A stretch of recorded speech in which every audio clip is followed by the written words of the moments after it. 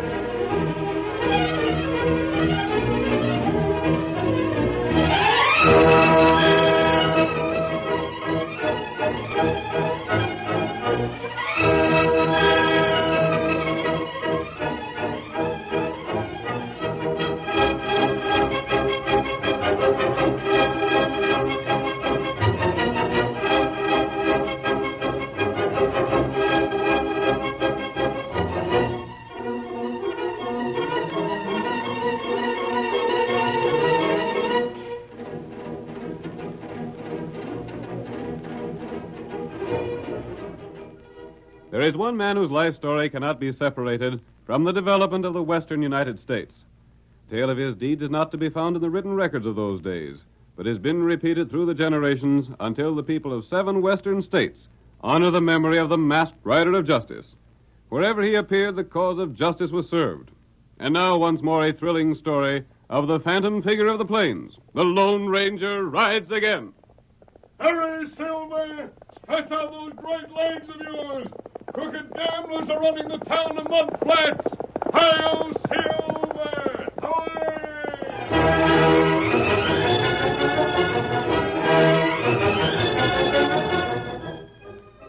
As the Lone Ranger rode by on Silver, he was hurrying toward Mud Flats.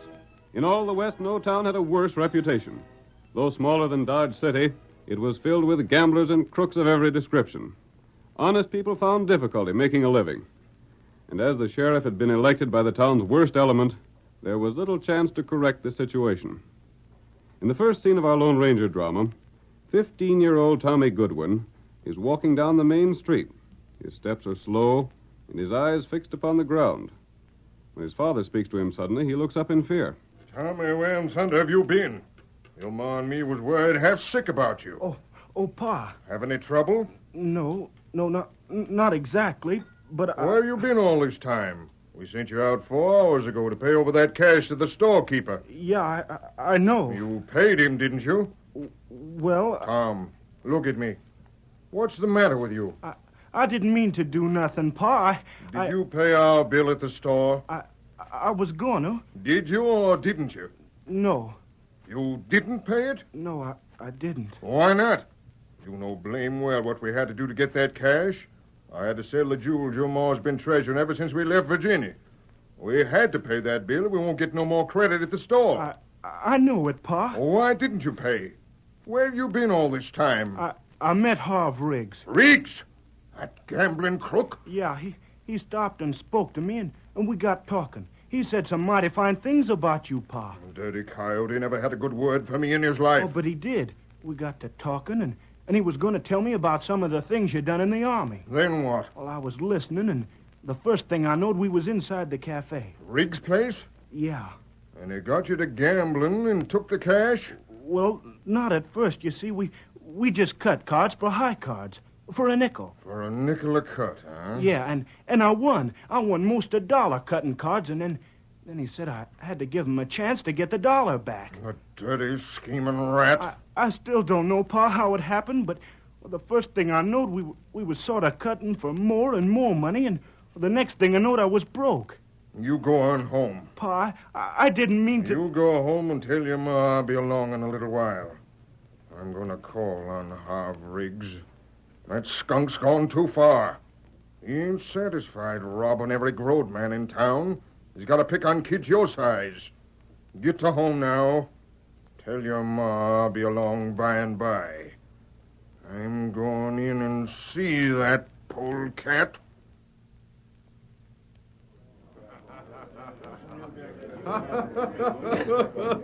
That just about cleaned you out, Bart.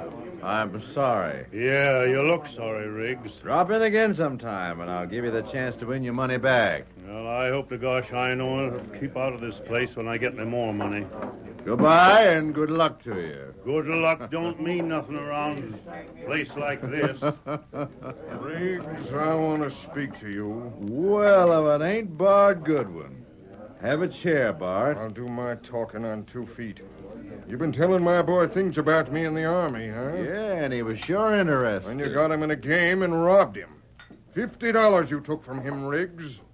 I want that money. You want what money? I want the money you stole from Tommy.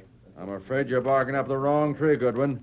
I never stole a cent in all my life. Maybe you don't consider it stealing when you take it from a kid with marked cards. Just a minute, Goodwin.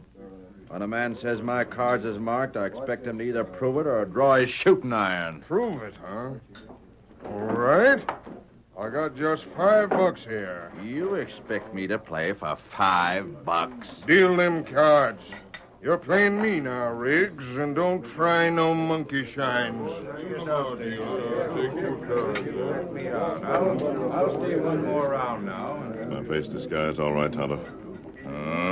It's good. Fine. Look at Riggs there. He's the biggest gambler in town, Tonto, with the biggest gambling place in Mud Flats. And he's playing for $5. Him want all the money. I wonder if there isn't some way to clean up this town. We drive gambler out. That isn't easy. The gamblers own the town, Tonto. Maybe we make trouble for gambler. Tonto, do you remember Henry Parker? Oh, him over to Dodge City. He's not known around here at all. He hasn't done any gambling for years. Him turn good. Yes, he's gone straight since we helped him out of that scrape a year ago. Tonto, get Henry Parker here. Me go fetch him now? Yes. Hey, you dirty rat. Oh, I got you. Look here, boys. Here's proof this man's a crook. Wait, Tonto. Trouble over there. Look at I'm this going to here. put my mask on, Tonto. Why don't let no man do that to me? Got you with the goods, Riggs. Got you flat-footed. There's how you've been winning at cards. I'm on to your tricks. Look here, boys. Oh, Come on, Riggs. I'll kill him. Oh, my hand's busted. My bullet didn't touch your hand. I just shot your gun away to stop a murder. Goodwin, get out of here while you have the chance. swing me in the shoulder. Can you get out all right? I can get out, and I'll come back. I'll get you, Riggs. I'll get you for this. Next time we meet, you'll be ready to shoot it out, Goodwin. Proved you're a crook. Proved you're a crooked gambler, didn't I? On your way, Goodwin. Get out while you have the chance. You're covered, Riggs. Don't make a play for that second gun you wear. I'll get you too, stranger. I don't know who you are, but when I find out, I'll get you. You'll have to find out who I am first. The rest of you stay back. Come on, Tonto. Is Goodwin gone? Him gone. Back out the door, then. Get on your horse and go for the man I told you about. Me go. The first man who comes out this door will get more of what Riggs got. Ride hard, Tonto. I'll meet you in camp as soon as you come back with Parker. Yep. Hail Silver!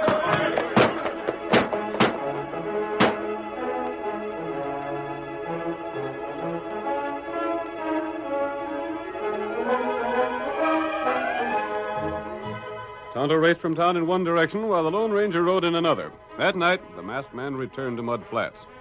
The place was booming with activity. Crowds had gathered, not only in the gambling hall owned by Harv Riggs, but in all the smaller ones as well. The Lone Ranger, however, ignored these and went to Goodwin's home on the edge of town. He paused outside, and hearing voices, moved close to the window. My wound ain't so bad, Jane. I'll be as good as new in a day or so, but it's losing that money. Bart, I don't know what we'll do for food. The store won't give you no more credit. An honest man ain't a chance earning any sort of living here. Bart, there ain't but one thing for us to do. What's that, Jane? Move out. You mean leave Mud Flats? That's what I mean, Bart. I don't hold Tommy to blame for what he done. He's been brought up in this sort of hole. What can you expect? Where is he? In his room. I guess he's ashamed to face you. Send him here. Bart, don't be harsh with him. He ain't but 15. Get him for me. Tommy, What is it, Ma? your father wants to see you. didn't figure he'd ever want to speak to me again. Come here, son. Yeah, Pa. Go ahead. Do whatever you're a mind to. I got it coming to me. I'm not going to punish you, Tom. I reckon you know as well as me that you done what you shouldn't. But Harv Riggs is so slick that full-grown men are took in by him. You ain't gonna tan my hide? No, lad. I'm just going to ask you to look at me and see the most cursed, stubborn, foolish man that ever lived. I made a mistake, too. You, Pa? Yep. Me and your ma settled here when it was a decent place to live in. Then gamblers come here, put up their own man for sheriff. And he blind? Yeah. I figured that he was a bad un, but that I'd stay around here and beat him when the next election come along. You're better'n he ever was, Pa. But my friends have pulled out of here, one after another. Meanwhile, other gamblers and crooks has come in. Yeah. Still, I was cussed stubborn. I helped to make this town. I kept biding time until Blind's term run out, figuring if I could just hang on, I'd get my old job as sheriff back again. But there ain't no use hanging on no longer, Bart. You found out that you can't do nothing else to earn a decent living, and an honest sheriff wouldn't have a chance of getting elected now. It took me a long time to see that, Jane. It's lucky our boy didn't get into no worse trouble. I see it now. I won't think of you as a quitter if you leave, Bart. I will be quitting, though. Bart, Bart! You! please don't be alarmed. That's the man that got me out of Riggs' place alive, Jane. That's our friend. Oh. Gosh, mister, you sure helped my Pa. Bart, I brought back the money Riggs took from your son. The money? There it is. Oh, thank you, stranger. We needed that money. I was sheriff around here, mister, before Mud Flats went to the gamblers and crooks. I seen a lot of outlaws, masked and otherwise. I'm not wanted by the law, Bart. I didn't think so.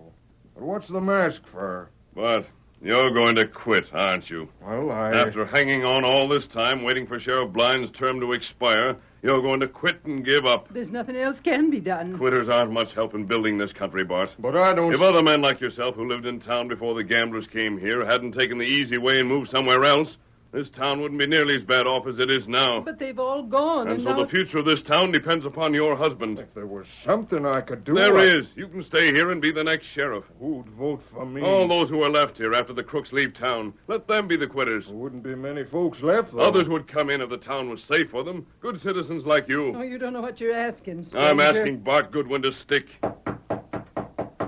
Now, who's that? Wait, I don't want to be seen here. I'll slip out the back way. Don't mention my being here, Bart. And remember, no matter what happens, stick on the job and count on me. Open up there. Open the door, Bart. It ain't locked. The sheriff's voice.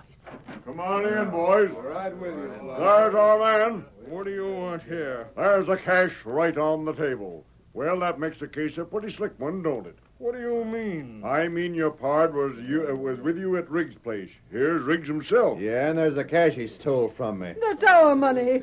That'll be decided by the court. Meantime, Bart Goodwin, you're under arrest for robbery and attempted murder. What? No. You can't arrest Pa. Take him. You can't. He didn't do nothing. Now, hold on. I didn't fire a shot. Your friend with the mask did, and it ain't his fault I wasn't killed. You shot Pa first. When he tried to rob me. Every man in that gambling house of yours seen you with a card in your sleeve, Riggs. If that's so, they'll testify in court. But they won't. You own 'em body and soul. Look here, Blind. You're going too far with your high-handed ways of doing things. Come on. Oh, don't take him to jail. Leave him free, and we'll leave town. Leave town? You're leaving if you're allowed to go free, Bart? Well, He'll leave, won't you, Bart? Pa, you can't be a quitter. By thunderation, son. I won't be. If you clear out, Andy Blind won't arrest you. Go on, arrest me. I ain't promising to clear out. I'm sticking. Bart, don't do it. This is your chance to go. They might hang you. I don't reckon so, Jane. You see, that masked man is on our side. He admits it. And I heard what that masked man called his horse. And I seen how he handled his shooting irons. And he called his pard the Injun Tonto. Jane, he said to count on him, and that's what we are doing. Come on, Blind. Take me to jail. We'll see what happens then. Let's get going.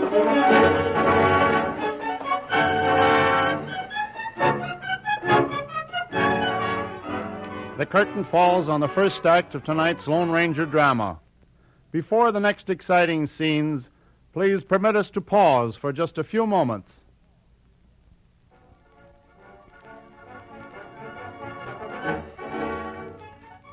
Now to continue our story. Mud Flats had fallen into the hands of gamblers and was controlled by the most important of their number, Harv Riggs. Bart Goodwin, the town's former sheriff, was helpless to oppose the crooks until the Lone Ranger promised him help. The masked man sent Tonto to summon the reformed gambler, Henry Parker. In the meantime, Goodwin was arrested and jailed on a false charge. Our next scene opens in Harv Riggs' gambling hall. It is several days after Goodwin's arrest. Riggs is seated at a corner table with the sheriff, Andy Blind. Hey, Riggs. Well, Merkel, ain't you sort of on strange ground? Maybe I am, but I'm here to speak to you. You better keep to your own cheap gambling place and stay out of first-class places like mine. Oh, you ain't so glad to see me here, huh? I don't want cheapskates hanging around here. It'll give the place a bad name. I don't like no part of you, Merkel. Vamos. Just a minute there. I ain't going back to my place because it's closed up. Closed up? What do you mean? I come by there an hour ago. That was an hour ago. Now it's closed, thanks to you. You're making gun talk, Merkel. Watch what you say. You sent the best confounded gambler in the state to bust me. That's a downright lie. Oh, no, it ain't. You sent a man that can do more tricks with cards than any man I ever seen. He cleaned me out. Took every cent I had and finished by betting the stack against my property and took that, too.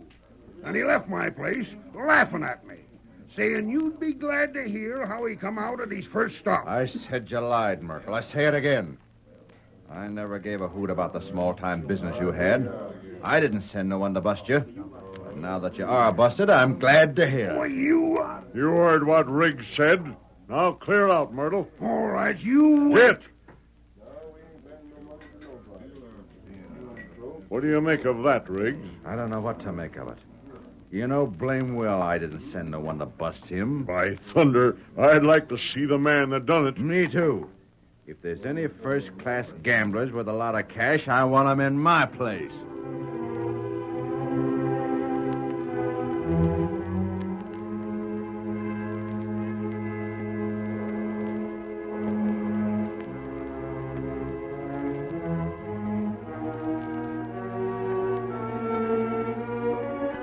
There was no doubt in Merkel's mind that Riggs had sent Henry Parker. Merkel left Riggs' gambling hall in a rage and promptly called upon his friend Sam Sneed. Sneed was the owner of another small establishment. He's a stranger here, Max, and he's about to clean me out. Where? Must be the same one that done you in. I heard about that. Where's he at? I got my best dealer playing with him now. The table over yonder, see? It's the same one. And look, He's raking in all the chips. I still think Riggs sent him here. He's coming to cash his chips. Evening, Mr. Sneed. I reckon I'm ready to cash in now. Here's my chips. Yeah, you done all right, stranger. Not half bad for a starter. I don't know as I got cash enough on hand. Partner, you better have. Oh, you here, Marco? Yeah. What's your name, anyhow, mister? Name? Henry Parker. What about it? Well, Parker, I'll tell you what I'll do. You'll offer to bet your place here, what's left of it, again my winnings, eh? Yes. One cut of the cards. High man win. That suits me first rate. And Joel, let's have a fresh deck. Catch. Here, Max. Break 'em out and shuffle. I suppose you got the deed for your place handy. Right here. Now then, suppose you lay out the cash to replace these chips. I can't spend your chips in another house. I'll make the chips good. Let me see the cash, and then we'll cut. There. There's the cards all set. All right, Parker. Go ahead and cut. Don't take more than a third of the cards. You know, Sneed, it's an old trick cutting cards.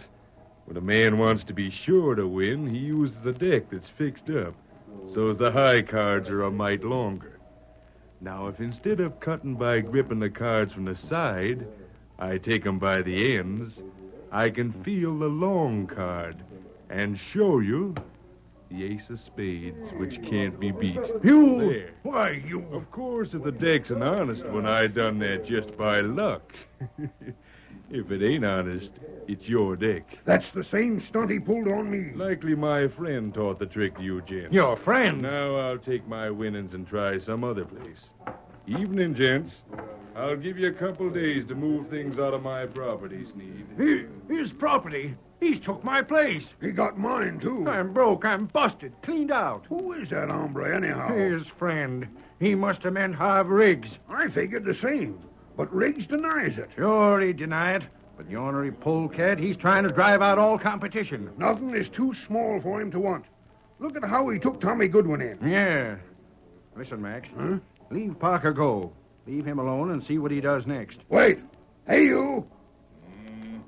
What you want? What are you hanging around here for? Sneed, that Injun's been taking in all that's going on. You not own place. Well, what do you... You not no own it either. Clear out. Get. I'm still in charge here, and I gotta clear the place out so I can do some thinking.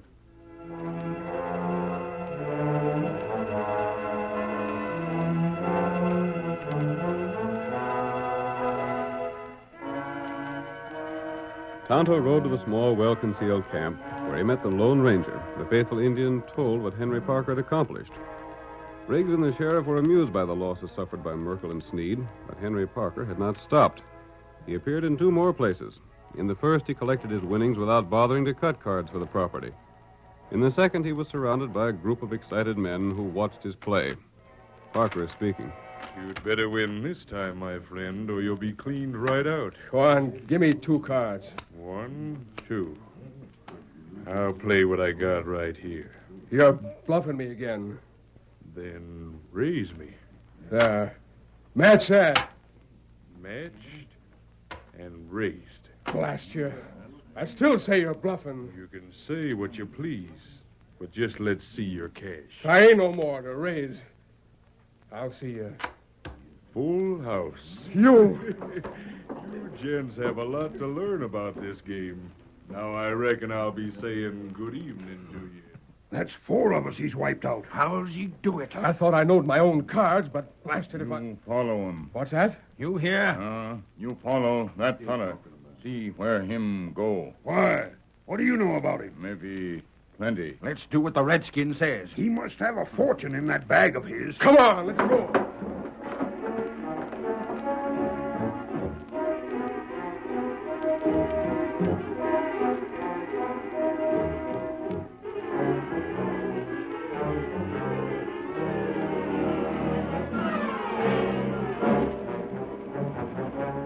The defeated gamblers followed Parker to the huge establishment owned by Riggs.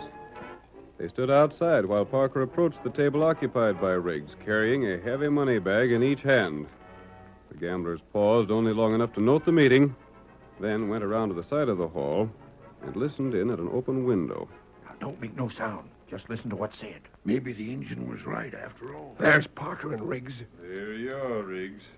Them bags is filled, and I took my commission. What? I don't know what you're talking about. Sure you do. The way you slipped them fixed-up decks of cards in all them places worked out slick. I cleaned out 4 of them. Say, who are you and what are you talking about? Ain't you the man named Parker? Sure. Well, what are you doing around... You needn't be afeard, Riggs. There ain't no one close enough to hear what I'm saying. You blame fool. You must be loco. If you want to gamble here, all right, but don't be coming around. Savvy. You're afeard someone will know you hired me. Wait a minute there. Sneak. What the... We heard it! Riggs, the dirty rat! Hold on there. Shut up, blind! You're in with Riggs! Bust this place up! There's his partner. Throw these galoops out. Come on.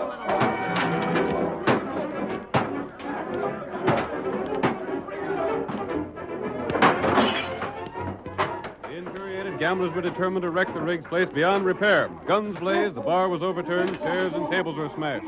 In one corner, a fire started from an upset lamp, and flames quickly caught on the dry walls. Fire! They fired my place. Butch.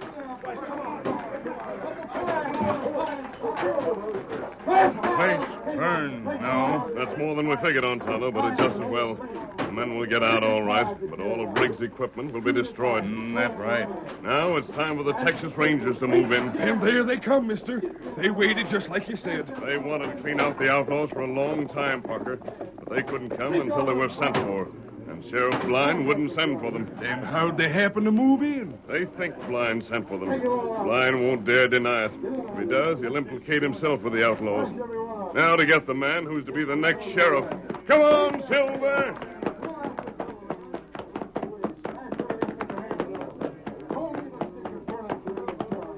Here we are. Oh, boy. Oh.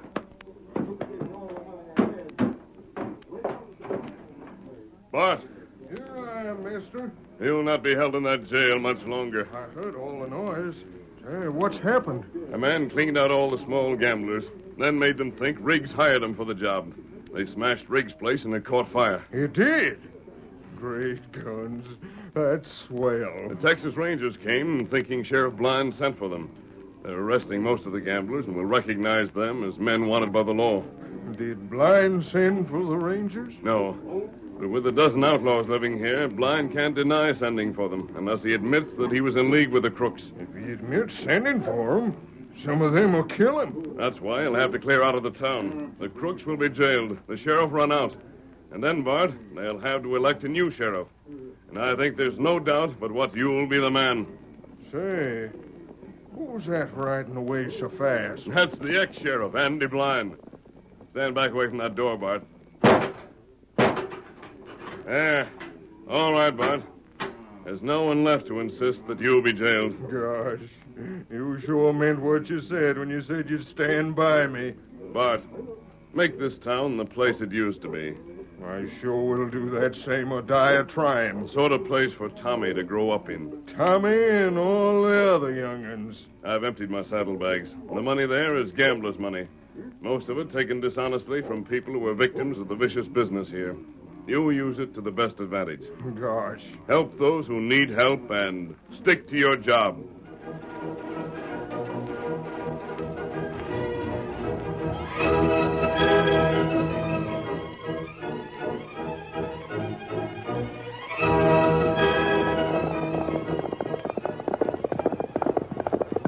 Come on there, Silver! Stretch out those legs, old boy! There's a gold robbery at the station! Hi-yo, Silver! Away!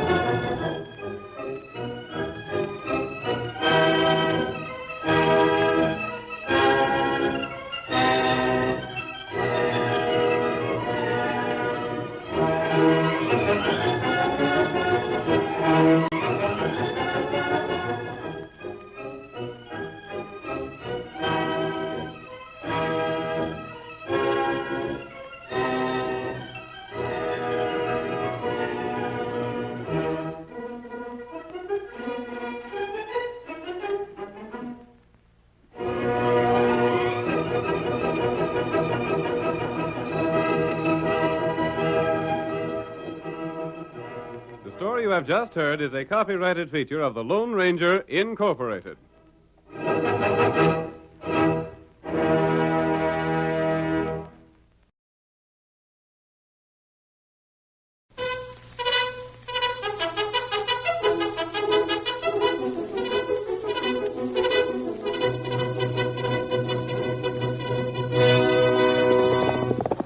Hi-yo, Silver! Away! fiery horse with the speed of light, a cloud of dust, and a hearty hi-yo silver, the Lone Ranger.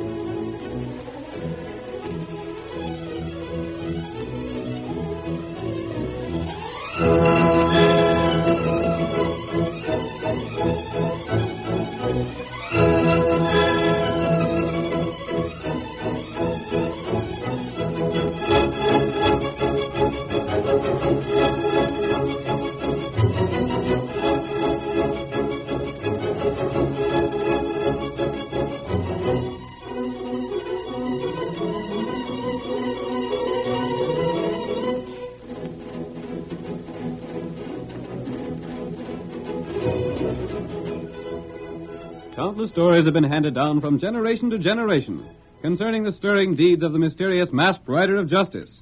Only Tonto, his faithful Indian companion, knew his identity. And now the thrilling frontier days of the western United States come to life once more. The Lone Ranger rides again. Come on, Silver! We're meeting Tonto in the town of Broken Bow. Hi-yo, Silver!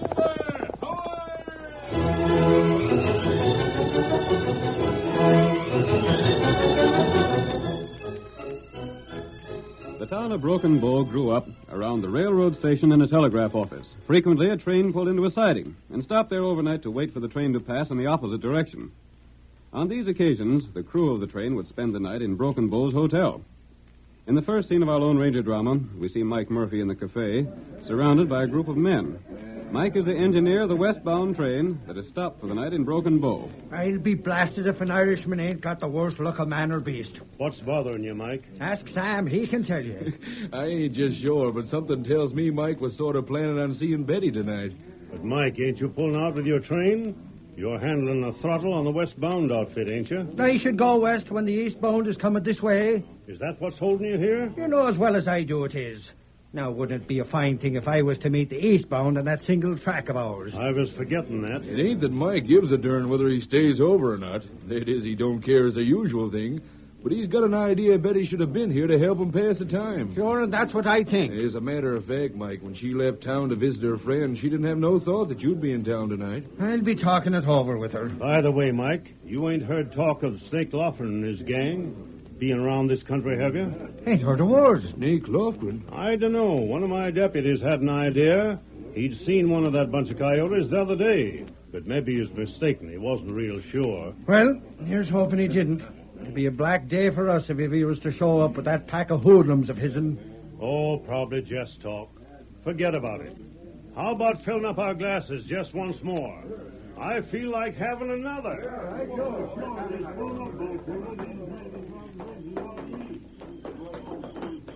Snake Lofgren never comes into a town these days unless he has a good reason, Tonto. Him here now. And there must be a reason. He's wanted by too many lawmen to risk being seen in town unless he has some pretty important plans. That's right. Is he still back at the cafe? Him still there. Other feller with him. Probably waiting to speak to someone inside. But he doesn't dare be seen. That's right. I'd like to capture Snake and turn him over to the law right here in town. Why not do it? We can do that any time. Let's wait and see what he's planning here. And there comes feller. The engineer of that train on the siding. Good night, gents. Thanks for a darn swell evening. There he goes. Probably to a hotel. Look, there. Snake. Him follow other feller. Very well. We'll follow Snake and see what happens. I'll be ready to act if Snake tries any violence.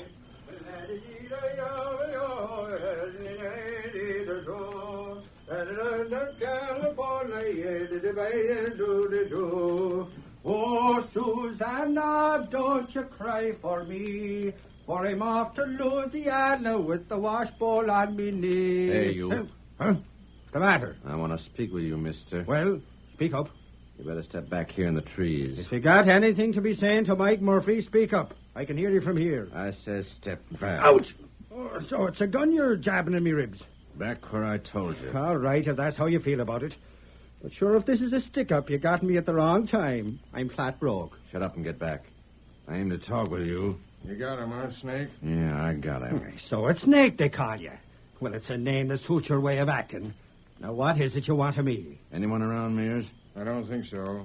Ain't seen no one. Good. Well, speak your piece. You're the critter that handles that choo-choo train, ain't you? I'm the engineer, if that's what you mean. You know what I mean. All right, Snakeface, I know. You're waiting here for the train to come from the west, ain't you? What's it to you? Ain't you? Go easy with the way you poke me with that gun. Yes, I am. There ain't but a single track, and I can't take my train west from here to the eastbound comes through in the morning. Oh, yes, you can. Like fun I can. If your train's on the tracks heading west, the eastbound will pile right into it. Ain't that so? Any fool knows that. There'd be a wreck. That's just what we aim to have happen. Of all the out-and-out nerve I ever seen... Now, where'll you hear the rest, mister? I don't need to hear no more. Sure, it's... Listen. Just stop jabbing me. We're going to make a deal with you, see? There ain't money enough in the world to make me do What what you... about Betty Calkins? Keep her name off your dirty tongue. How'd you like to see her killed? What? Thought that'd get you interested. What do you know about her? We know she's the daughter of the guy that runs the telegraph. And we know you looked for her when you come to town and found she's gone to spend the night with friends in Grantsville. Well, she ain't there, see? Where's she at? What have you crooks done with her? There ain't but one way for you to find out. I don't believe you. We can prove what we said all right enough. You got about 6 hours before you decide. 6 hours? It ain't but midnight. The eastbound ain't due till 9 in the morning. Yeah. Only your train's got to be a good ways west of here when the two of them meet. You savvy? 3 hours to the west? That'll take us out in the desert. That's right. And that's just where we want it to be. You see, we got this thing worked out and planned real careful. Betty Calkins never got to Grantsville. And her friend there didn't know she was coming, so the girl ain't even missed yet. Why, you... Never mind the fancy talk. You just come along with us while you're making up your mind. Where's the girl now? You don't need to know that. How do I know you got her? We'll give you proof of that. Get along. Where are you taking me? You'll find out. It's up to you, Mike. You can drive that train out as we tell you and save the girl you want to marry, or else. Now get moving. You're traveling with us tonight. What's that laughing in me ribs now? Cut it out. Quick, Tonto. Back to our horses. Maybe better me follow them, huh? Yes, follow them, Tonto. Find out where they go. Then go to Calkins' home and wait there for me. You talk to Calkins? Yes, I'm going to try and learn if those men really have the girl. Them tell railroad feller. Them got proof. Find out what that proof is. There's no use trying to capture those men now. If they have the girl, they'd certainly kill her. That's right. If she's in their camp, you'll find it out. Meet me later at the Calkins' home. Yep, and get all the information you can get. Come on, Silver.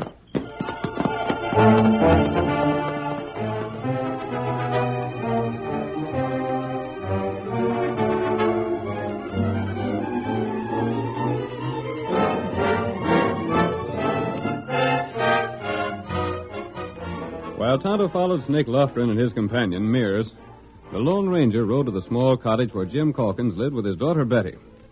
There he brought Silver to a halt. There was no light inside, but a rap on the door brought a quick response. That you come back, Betty? No, Calkins. I want to speak to you about your daughter. Open the door. Who are you? A friend. Open this door. Just a second now. I'll have it open in a jiffy. There. Now, what's the matter? What do you want here at this hour of the night? Where is your daughter? She here. I don't know you, and I don't see why I should tell you where Betty is.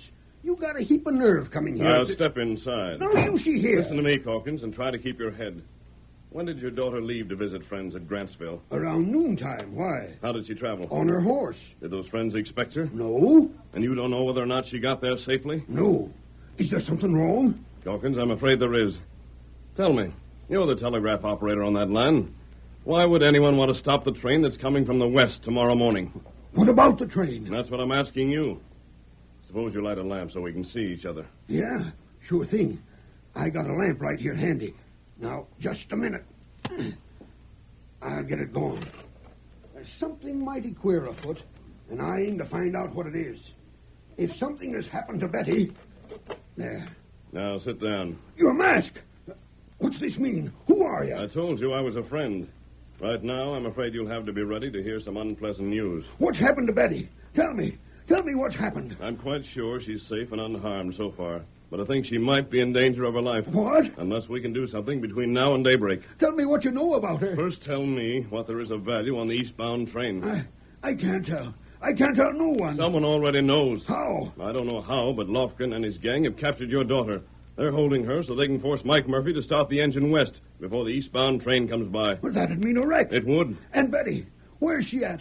What have they done with her? Tell me what's on board that train. Gold. A fortune in gold. It's bullion going east from the Gold Coast. And that's why those killers want the trains to crash. Now, what about Betty? Calkins, keep your wits about you. You've got to keep as calm as possible. The life of your daughter may depend upon your clear thinking. But something has got to be done. We can't just sit here. I've Wait. got to...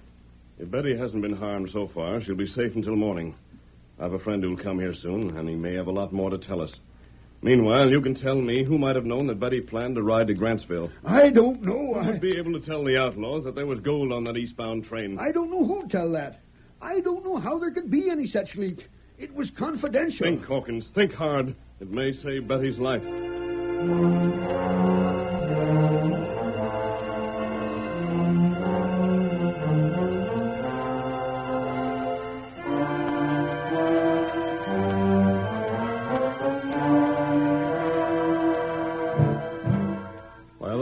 Questioned Calkins, the telegraph operator.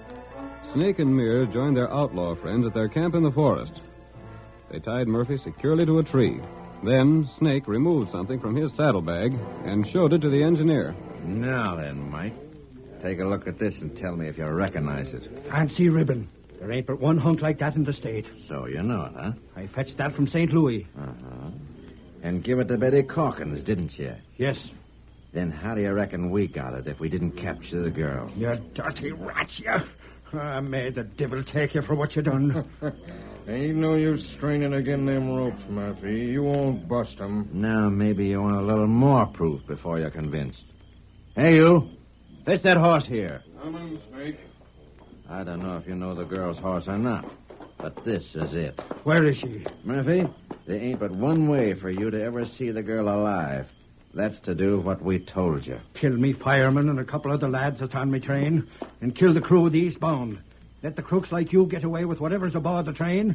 Double-cross me company. Or say your sweetheart dead. I don't know if it'd take me long to decide. You can jump from the train. We'll all ride along with you. And as far as I'm concerned, you can stop your train. Just so long as it's left on the tracks right near the turn. Now, you ain't got but a few hours to make up your mind, so you better do some thinking. And even if you don't do what we want, we'll likely get what we're after. We'll find out how to run that engine for our own selves. Maybe we could torture him a little. Keep back, I'm handling this. All right, we got you covered. What's going on over there? What's the boys outside the camp cars? Found someone there. Go on there, engine. Snake, I want to talk with you. Where'd you get the redskin? Where'd he come from? He was over there in the dark. Listening to all we said. Oh, so you figured to spy on us, huh? You not go through with scheme. Where you from? Me not talk. Tie him to that tree. See if there's any other snoopers around here. All right. I'll handle these fellas. I got good ways of handling redskins.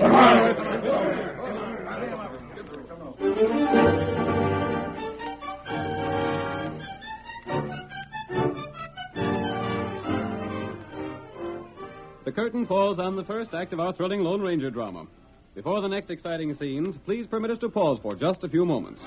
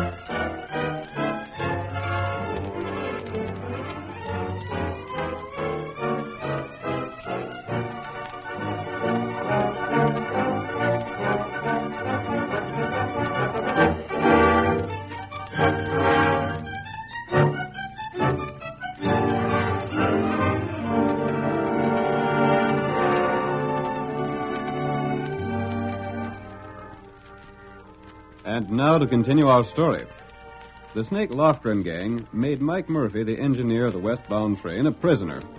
Then offered him a choice between the death of the girl he loved and the wrecking of the eastbound train. Tonto, who had followed the outlaws to their camp, was discovered and captured. In the meantime, the Lone Ranger had gone to the home of the girl's father, Sam Calkins, the telegraph operator, where he waited for Tonto's return. He should have been here long before this, unless... Where is he? If he's coming here, why don't he come? We don't know how far he had to go to reach Snake's camp. But time is passing. Another couple of hours and it'll be too late. Wait. It's Tonto's horse. Where's the man who went to the outlaws' camp? I don't know. Steady there, white fellow. Here's Silver, but I'm going to find out. All right, white fellow. Show us the way. But wait. What about my daughter? What about Betty? First we must find Tonto. Get up, white fellow. Follow him, Silver. Come on, boy. Hi-yo, Silver!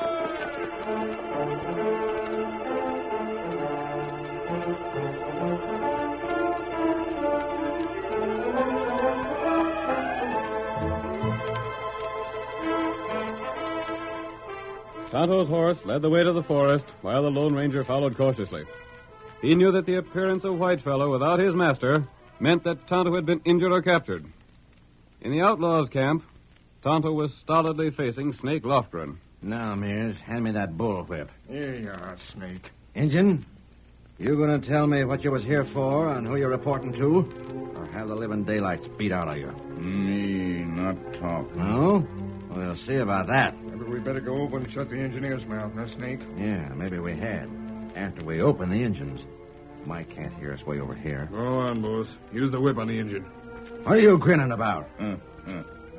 You not hit me. No? Snake, what's he so doggone amused about? He's looking over there at Mike Murphy. Hey, look there. Who's that? Come on, Silver! Mask. Captain Silver! Hey, look out for that gun! Shoot! Shoot! Look out! You're shooting our own men! Hey, stay there! There's another horse!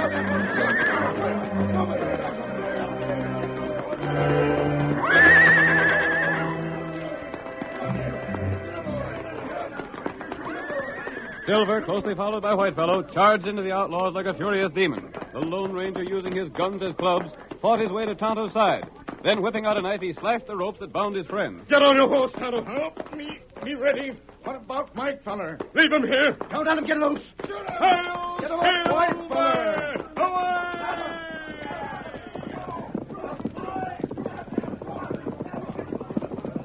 This way, Tonto. We're clear of them now. Me see you talk to Mike Murphy on the other side of camp. Yes, Tonto. I told him what to do. Me afraid outlaw kill girl. That's what I want to check on. Tonto, did you learn anything while you were with them? Them fellers got girl's horse. Yes? Got fancy ribbon. And Mike's convinced they have the girl a captive? That's right. And now we can slow down. Tonto, I have an idea that I want to test. What's that? I spent a long time with Jim Calkins. There's no way those outlaws could know about the gold. What them? No. Yes, and the railroad men are the only ones who could have told them. The outlaws even know just where the eastbound train will be at a given time. What we do? We're hunt for girl. She wasn't in the camp, was she? No, we're not there. I told Mike Murphy just what to do. I think he trusted me. What him do? He's going to accept the outlaws' terms and agree to take the westbound train out in the morning at 6 o'clock. Him make wreck? No, Tonto. I don't think there'll be any wreck.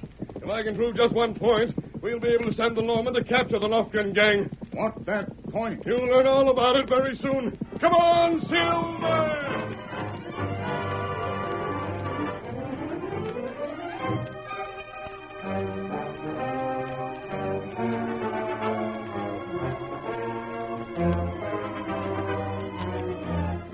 The outlaws scattered and searched desperately for the Lone Ranger and Tonto.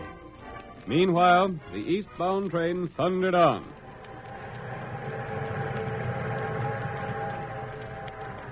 As the discouraged outlaws returned to their camp, Snake Lofgren spoke to them angrily. What sort of gunman are you, anyhow? We done all we could, Snake. You didn't get either of them two. Ain't our fault. We sure scoured the woods.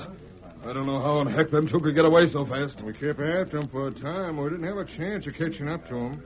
It don't matter much, though, does it, Snake? What do you mean? Well, Well, they didn't get to learn nothing important. The engine knows we're going to stop that eastbound train, don't he? What can he do about it? That remains to be seen. Mears, I'm done with fooling around. Fetch me the lash. I'll try it on the engineer. Ain't he made his mind up yet? No. Here's the whip snake. Good. There. How do you like the sound of that, Murphy?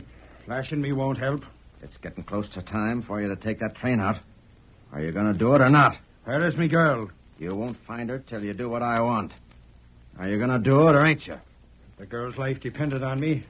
Seems like you have no choice left. And you'll take a train out? What else is there for me to do? Good. I thought you'd come around to my way of thinking. But you'd better be taking the ropes off me hands or I won't be able to handle no throttle. How long will it take to get the steam up, get the train ready to move?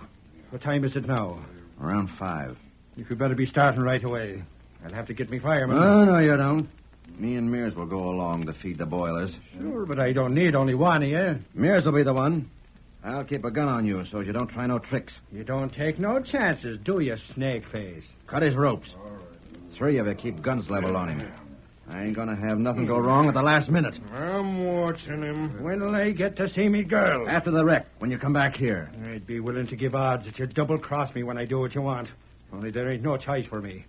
I can tell that the likes of you won't leave Betty alive if I don't do what you say. Come on. We'll head for the side where the train is. Bring your horses and everything you own. You won't be needing the camp no more.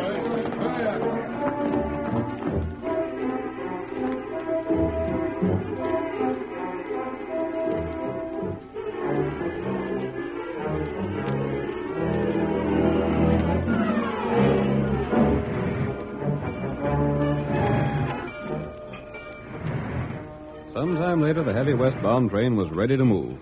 Switches had been thrown to clear the track, and Mears shoveled coal into the firebox. The engineer held a steady hand on the throttle, while Snake stood close beside him. All right, get going now. Sure, and that's what I'm doing. Go on, Mears. Keep feeding that fire. Faster. I want to be as far west as possible when we meet the other one. Get to that bend if you can. That crook ain't so good at shoveling. You know, keeping a fire there. We can't go very fast. Don't bluff me. I ain't. We'll do the best we can. Shovel harder, Mears. Open up that throttle, Murphy. Remember, the girl ain't safe yet.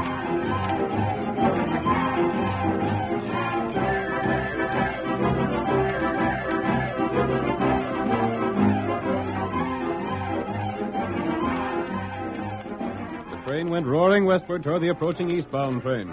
In the meantime, the Lone Ranger raced Silver to Sam Calkins' home, leaped to the ground, and burst through the door. Calkins! Where is she? Where's Betty? Have you found her? No, but Mike is taking the train west. What? Come with me. There's just one chance in the world to prevent that crash. We can't stop The it. telegraph. But... Come on, it's not far to the station. You can wire the western point and have the eastbound train stopped. But there wouldn't be a chance to stop it. It'll be too late. Come, you'll ride my horse with me. Hey, stop dragging me. Get up, hold there.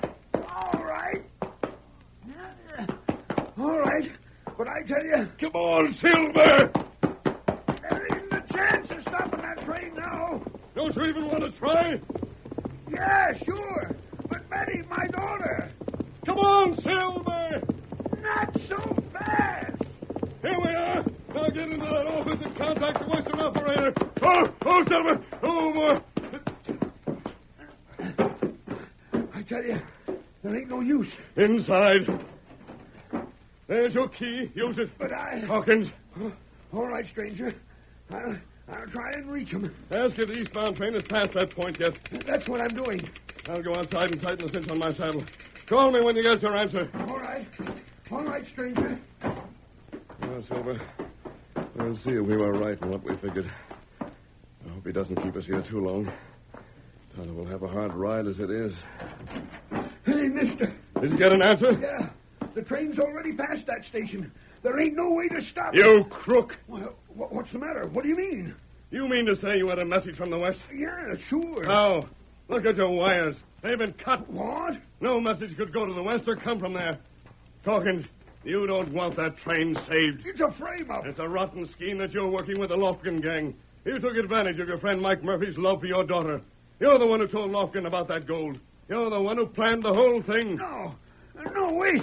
Listen. And you know where your daughter is. Tell me. Let go of me. Talk. Where's Betty? Stop shaking me. Where is she? At Grantsville.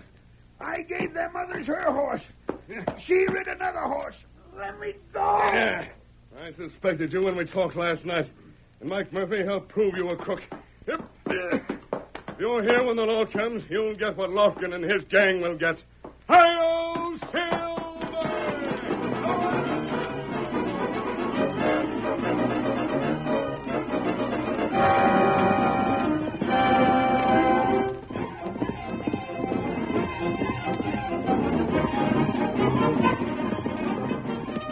Riding like the wind, the masked man reached the top of a hill where brushwood was piled and waiting. He set the fuel on fire, and clouds of smoke billowed to the sky. Far to the west, Tonto, waiting for the signal, saw the pillar of smoke. That signal, white feller. Now we ride. Get 'em up, white feller. Get 'em up.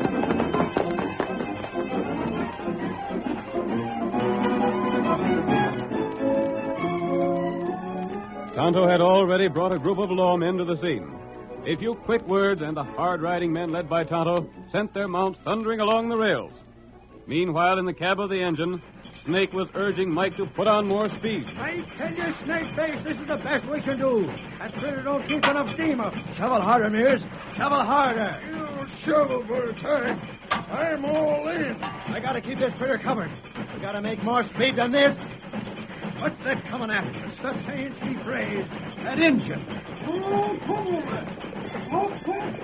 Lawman! No, you spalpeens. Get going faster. Not on your chin tight. We're stopping here. Get going or I shoot. No, you put shoot there, Sheriff.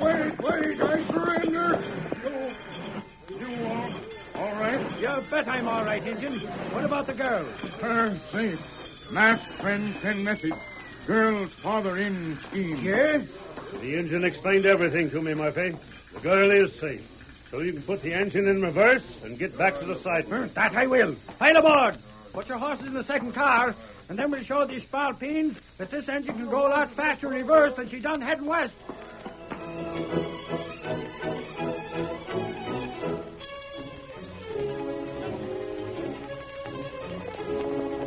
Come on there, Silver, old fellow. Don't show those great legs of yours. Tonto's waiting. We'll have to ride again. Hi-yo, Silver!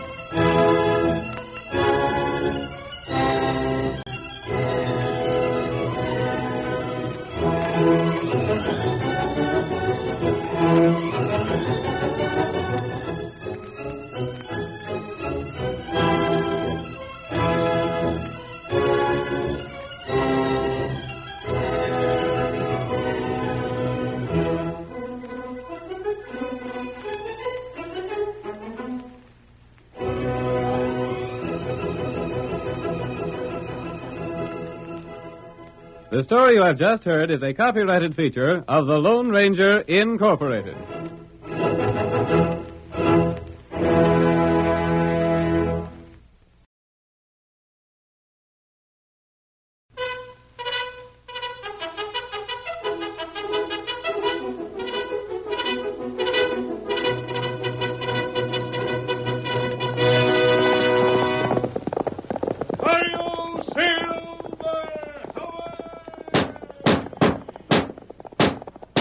Fiery horse with the speed of light, a cloud of dust, and a hearty hi-yo Silver, the Lone Ranger.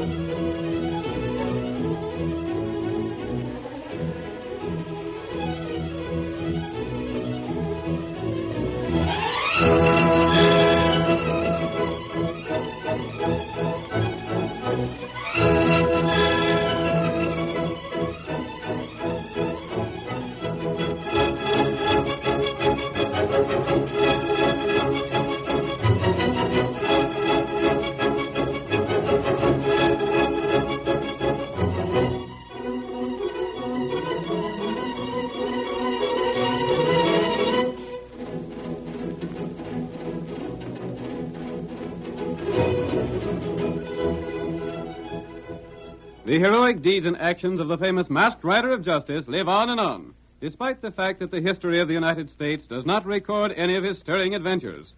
Today we thrill to another daring ride with the phantom figure of the plains. Here he comes astride the great horse Silver. The Lone Ranger rides again. Come on, Silver! We must hurry, old fellow! We're needed in the town of Bixby! Hi-yo, Silver!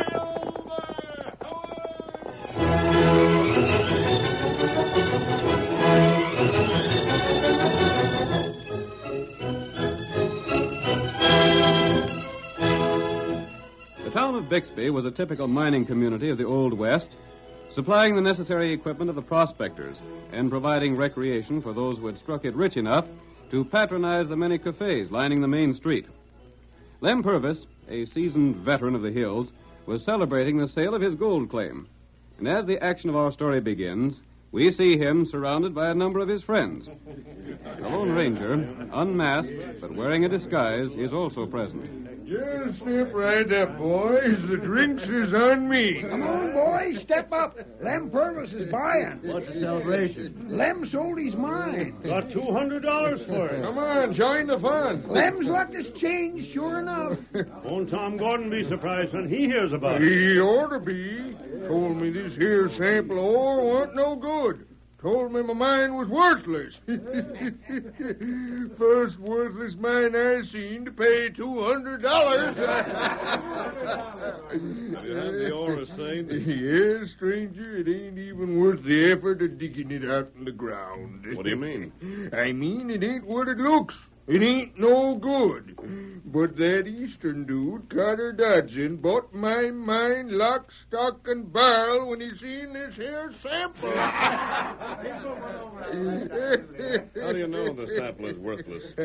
How'd I know? That's a good one. I took it to the assay office and had the assay clerk, Tom Gordon, test it for me. That's how. And Gordon, he said the mine weren't worth working. When Carter Dodson offered to buy your mine, did he know about the assay? Of course not. Dodson come snooping around with that sneering way of his and thought he was putting something over on me, buying the mine for what he paid. And I just shut up and let him talk himself into buying it.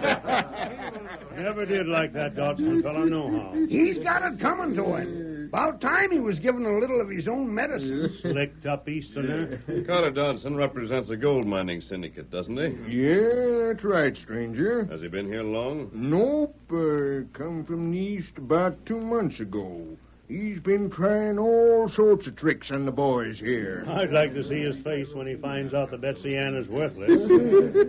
He'd sure be mad. He might come gunning for you, Lem. No chance of that. He's an Easterner, ain't he? May I see that sample of ore? Shucks, stranger. No reason why not. Here it is. Say, I ain't seen you around these parts afore, have I? I don't suppose you have. You seem powerful interested in things, and you sort of talk like an Easterner. You ain't a friend of Carter Dodson, are you? I don't know, Dodson. That's strange. What do you mean? This ore is rich. No, it ain't, stranger. All 'tis is fool's gold. I thought it was gold at first, but it ain't. This is not fool's gold. Oh, I had it tested, I tell you. There's Tom Gordon heading this way. He can prove it. He's in the assay office. Tom, come here. Lem wants you. I'm coming. Hey, Lem. Gosh, he's excited about something. Tom, listen, we've You been listen. talking of... That ore of yours? what about that ore? I don't know how to say it. What is it? What's the matter? I made a mistake, Lem. A mistake? Yeah, an awful mistake. I gave you the wrong assay. The wrong assay? You mean on my mine? Yeah. You found Lem's ore to be valuable after all?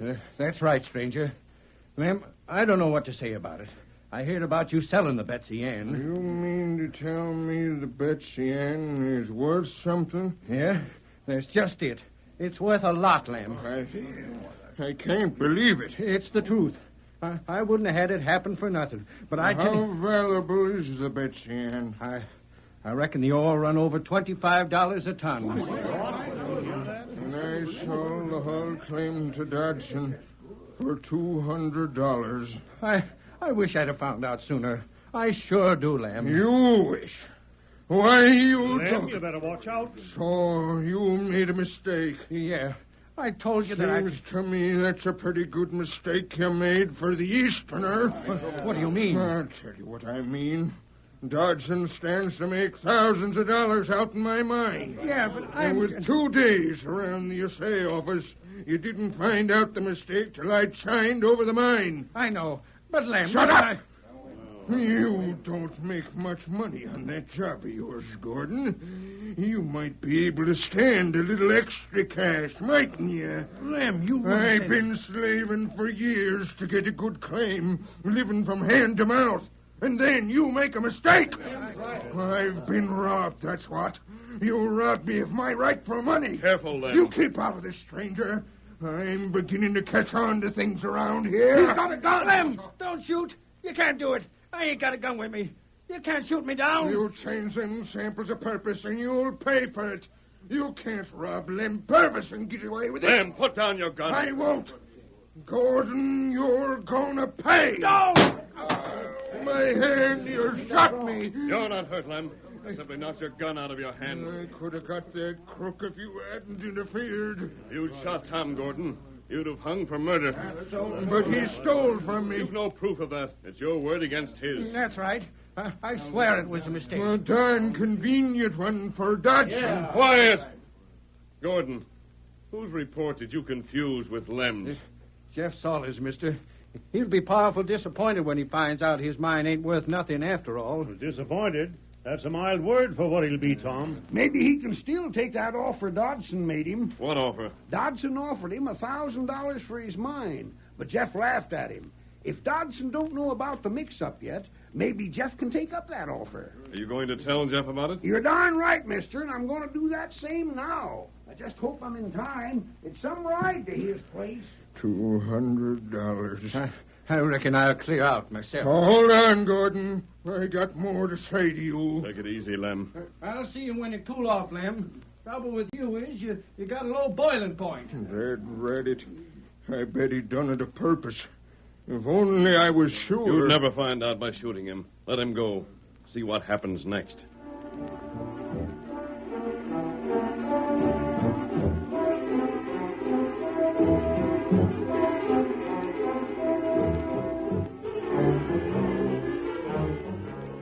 When Tom Gordon left the cafe, the Lone Ranger followed the young man. On his way, he met Tonto and told the Indian what he'd overheard in the cafe. Together, they continued after Tom until the young man stopped at a house some distance ahead. He's stopping at the Widow Sims' place, Kemosabe. That's where Carter Dodson is staying. That's right. We'll leave our horses here and go on foot. I want to hear what Gordon tells Dodson. Oh, Silver. Oh, boy. Oh, my fella. We must go carefully, Tonto. If he sees us, we'll learn nothing. Oh, that's right. He's going inside now. Dodson feller open door. Yes, I see him. Quiet, Tonto. We haven't much farther to go. We get near window. Careful. Gordon seems to be excited. Must be telling Dodson everything that happened in the cafe. Here we are. Listen, Tonto. If that stranger in the cafe hadn't shot Lem's gun away before Lem had a chance to shoot me... A stranger? Who was he? I didn't find out. Oh, what'd he interfere for? I don't know that either. I guess that isn't important anyhow. What else made you think these miners suspect our scheme? Why, nothing else. Then why did you come here? I had to warn you. Warn me that a miner was angry when he heard his mine hadn't panned out like he wanted it to? Why, Get some sense, Tom. Things are working out just like I planned. But I don't see how you figure that. Lem Purvis simply lost his head when he heard the mine he'd sold to me for $200 was worth a lot more. He called me a crook. Did the rest of the men call you a crook, too? No. Then don't worry about it. All right. As long as you stick to your story, they'll think Lem's raving mad about losing money. They may think you're stupid, but they won't think you're crooked. And even if they do, they can't prove it. Leastways, not till we've cleaned up and got out of here. That's right. And how about Jeff Sawyer? You think it's all right to go on like we planned about him? Why not? You don't think he'll get suspicious about the mixed essays? Our scheme is foolproof. No one can prove anything against us. You made a mistake, and I was lucky enough to cash in on it. And that's all. Yeah. Maybe you're right. Jeff Salter owns one of the richest mines in the region. And Lem Purvis's mine is almost as good. Yeah. You made Lem Purvis think his mine was worthless, and he sold it to me for $200. I know that, but I Then you claim you got the essays mixed and tell Jeff his claim is worthless. And Jeff takes you up on that $1,000 offer you made him. Right. He'll think he's putting one over on me by taking me up on the offer before I find out his mine is no good. It's a plenty slick scheme, Dodson. We'll pay Jeff Salter the $1,000, and then when we have the deeds, we'll clear out. Then send men back here to work the mines, and we collect the profit? Exactly. If they ever realize they've been swindled, we'll be so far away they'll never catch up with us. When are we clearing out? All we're waiting for is to get the Salter claim. I told him I'd call on him today to see if he'd change his mind about selling. Yeah? I'll start out for his place in about an hour. That will give that friend of his time to get to him and tell him his mine is worthless. Yeah. As soon as he signs over the papers, we'll start for the east. We can't be stopped now. No. And we get 2 valuable mines for just $1,200. Mines that'll yield us a fortune. We'll be rich. You'd better ride over to Salter's with me. Well, if he sees me... He doesn't have to see you. You can stay back a ways. But I don't want you too far from me until this is all settled. Why? I don't want you to get scared again and get out of control. You're riding with me. We're leaving in an hour. And you're staying right here till we do. Now we'll get our horses, and then we'll get Tonto, did you hear what they said? Me here. We must get back to our horses quickly. There's no time to lose. You got plan? I have an idea, Tonto, that might work. If we just told Jeff Salter about the scheme, we'd save his mine, but that wouldn't help Lem Purvis. What we must do is find some way to jail those crooks. Not right. Here, Silver. White fella. We'll go out and call on Jeff Salter, and then, Kimosabe, you'll talk to Carter Dodson. Is my mask tight? Oh. Good. Come on, then, Tonto. Yep. It's a long ride to Jeff Salter's mine. Come on, Silver.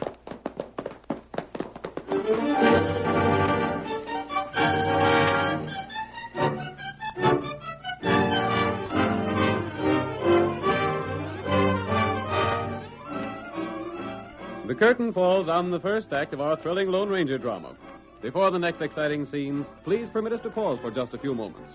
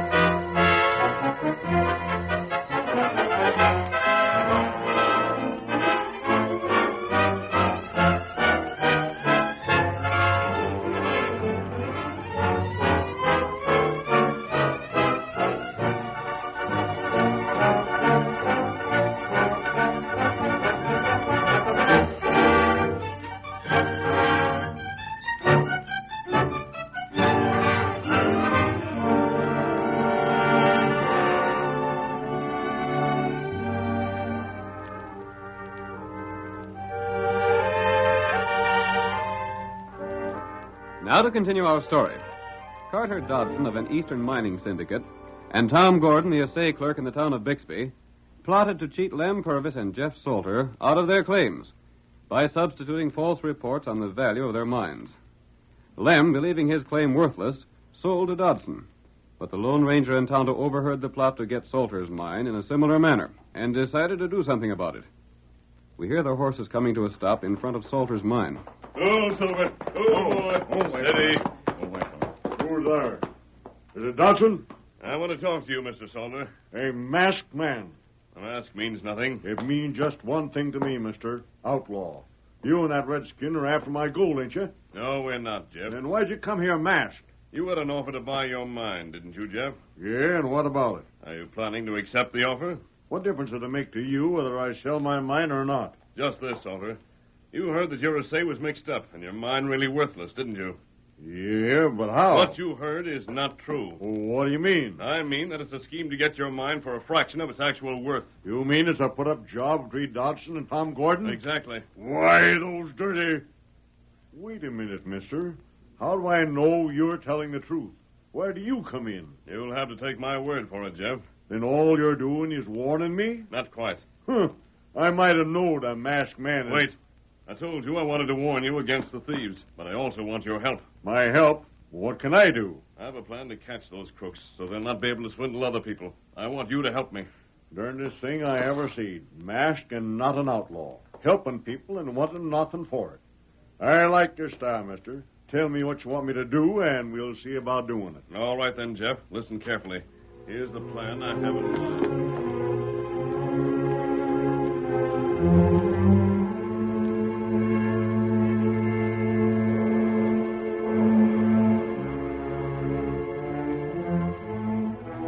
The Lone Ranger and Tonto left the old prospector shortly before Dodson arrived.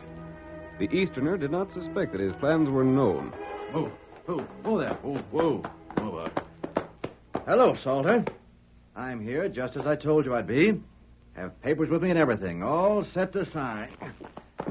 I'm sure you thought this thing over carefully. I have. That's good. You can't go far wrong on taking $1,000 for this mine of yours, Salter. Of course, it is worth a bit more, but... It's worth a darn sight more than 1,000 to me, Dodson. Huh? I told you I'd thought it over. And I still say you ain't buying this here mine. But I thought... Never mind what you thought. I ain't selling. And just to show you how much I'm backing on this here mine, I'll tell you something. What's that? Tom Gordon made a mistake in assaying the mine, and now he says it ain't worth a cent. You mean... In spite of that, I'm still holding on to it. But if it's worthless... You won't get it, worthless or not. But I don't see what... I ain't selling. Now get. Very well, Salter. But you may change your mind before very long. Get up there. Come on, get up. Oh, fool. Get up there, get up. So I won't get it. We'll see about that. Can't afford to let Salter's mine slip through my fingers. And there's Tom coming to meet me. Oh, there. Oh, boy. Steady, boy. Well, Dodson, is everything all set? All set nothing. What do you mean? That old fool Salter won't sell his mine. Won't sell? No. What went wrong, Dodson? Salter doesn't seem to believe the story. He still thinks his mine is worth something. He told me he wouldn't sell for any price. What are we going to do now? I don't know. There must be some way to get hold of that mine.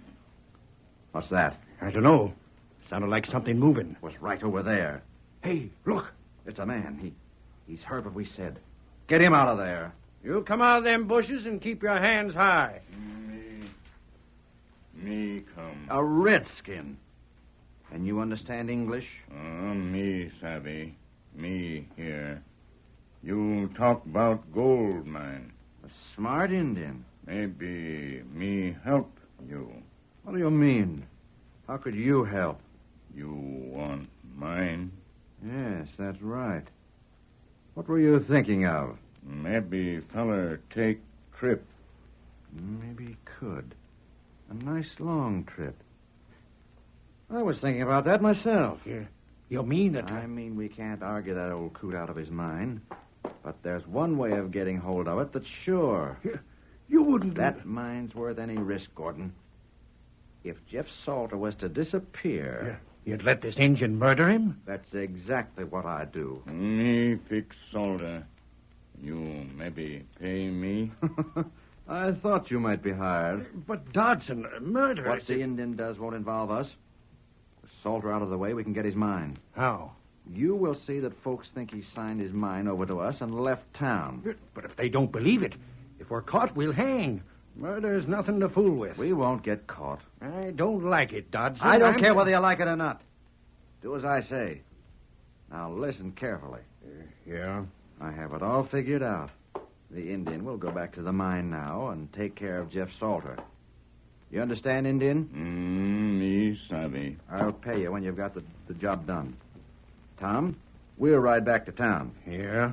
We'll take the bill of sale with us. You'll sign Jeff Salter's name. Forge it? Of course. Then you act as if you'd been hunting for me all day. Tell me about the mixing up of the two essays. And ask me if I bought Jeff's mine. What for? When you ask me about the mine, I'll show you the paper as proof that I bought it. Yeah? Then I'll go into a rage about being swindled out of $1,000 by Salter. And then? We'll go to the sheriff. Take him out to call on Jeff Salter. When they don't find any trace of him, they'll think he skipped town with my $1,000 cash. I see. Then you leave town, and I'll have someone else make an essay on mine and find it might pay me to keep the papers Jeff Salter signed. What about the engine? Redskin, you're not to leave any trace of Jeff's things. Take them all away. Me do. You'll get what's coming to you after we get that mine.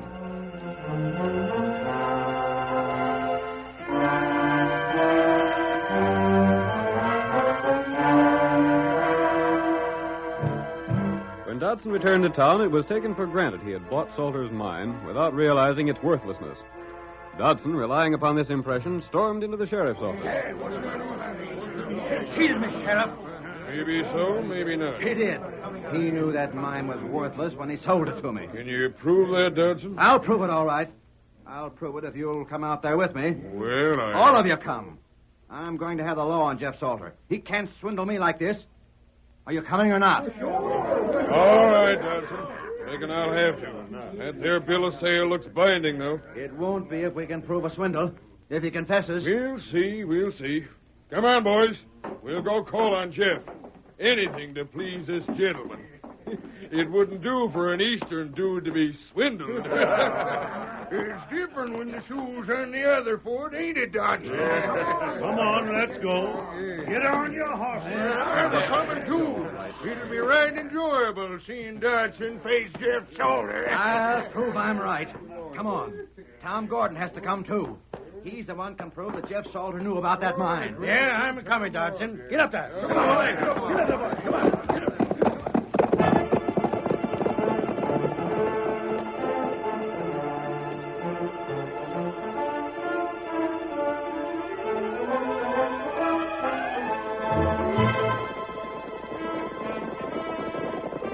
There's the mine now.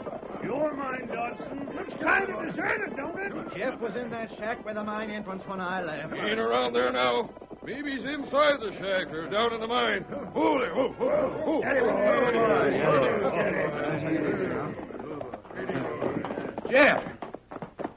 Jeff Salter. You don't answer. We'd better look around inside. Yeah, you look in the shack, and I'll take a look in the tunnel. Maybe he's run out with the money. Don't go speculating. We find out for sure where he is. Sheriff. Yeah? Sheriff, Jeff's things is mostly cleaned out of the cabin. His tools are gone. So is his extra clothes. Is he in the mine? Jeff's not in the mine, Sheriff. I called down the tunnel and didn't get no answer. That proves he swindled me. That proves it. It don't prove anything of the sort. Since Jeff ain't around here to talk for himself, Dodson, I'm afraid you're going to have to keep this mine. Keep it? That there paper looks legal enough, and I don't see there's a thing I can do about it. But if Tom Gordon tells you that... Reckon that signed paper means more than Gordon's word. This is your claim now. I reckon we can start back for town, boys. What's that? Sounded like stones sliding in the tunnel. I'm going to see. Yeah, sure. Let's all... Come on, Dodson. We'll see what's going on in there. Yes, sure. Come on, Gordon. It's an engine. What's he doing here? Drag him out. What were you doing in Jeff Salter's mine? Me not tell. Maybe he was stealing ore. Maybe Jeff didn't run off after all. Maybe this redskin killed him. That's right. Make him talk. Where's Jeff? What about it, Injun? You better talk, because we ain't none too friendly with redskins in these parts. Dodson, feller, tell me, come here, take care, Salter. That's a lie. If anything's happened to Jeff Salter, he did it. Yeah, the engine planned it. He's the one. Shut up, you fool. And there was a plan to kill Salter. Yes, no. Tom Gordon was talking to the redskin. Maybe he planned to kill Salter. What? It was Dodson's idea. He wanted Salter's mine. It was him schemed it all. He schemed to get Lem Purvis' mine, and then schemed to kill Salter to get his. Sheriff, he's lying. I ain't lying. He made me sign Jeff's name to that bill of sale, and he hired the engine to kill Jeff. You double-crosser. Shut up, Dodson. So you swindled Lem Purvis out of his mind. I killed Jeff to get his. That's right, Sheriff. He did it all. Tie him up, boys. I got a rope right there. Prove Jeff's dead. We can jail you for forging his name to the bill of sale. We don't need to find Jeff. Have you evidence enough to convict them without murder, Sheriff? Who are you? If you're one of them, I'm not one of them. I asked you if you could jail them without proving murder. Jail them and hang them. All three of them blame schemers. You can't hold the Indian, Sheriff. Who says I can't? He's done nothing wrong. He's the one suggested that... Jeff! Jeff ain't dead. Here I am, boys. I was in that tunnel, too. What the masked man says is right. What are you doing here? You're supposed to be dead. Well, I ain't. You see, Sheriff, this masked man and his friend got me to helping them show that Dodson Tom Gordon was crook. Why, you sakes. And I reckon he done it. He sure did. They won't need no minds where they're going. You and Lem are sure lucky the masked man and that Injun showed up. Say, where did they get to? Hey, hold on, you two.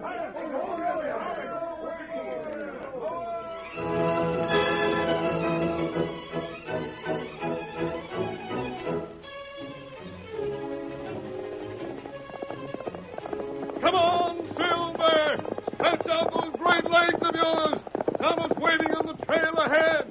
Hi-yo, Silver! Away!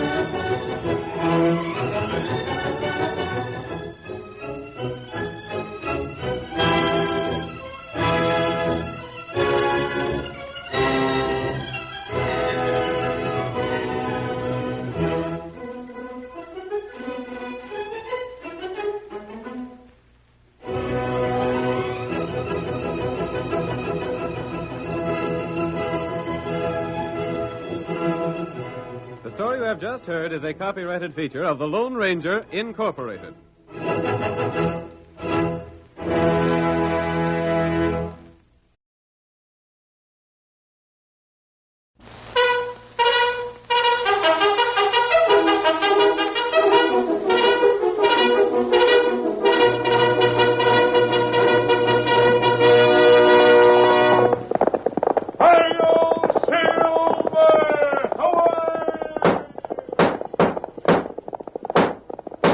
Fiery horse with the speed of light, a cloud of dust, and a hearty hi-yo Silver, the Lone Ranger.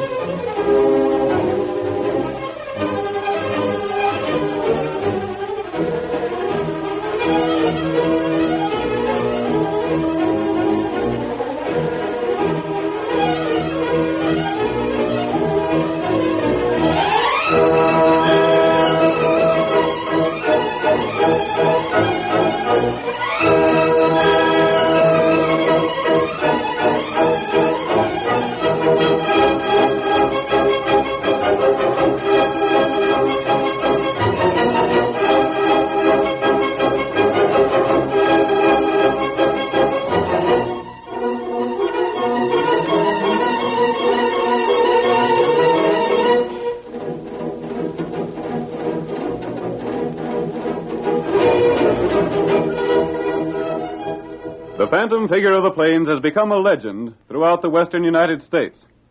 The record of his stirring deeds has been handed down, not through the written pages of history, but by word of mouth from generation to generation. Wherever the masked rider of justice rode, adventure went with him.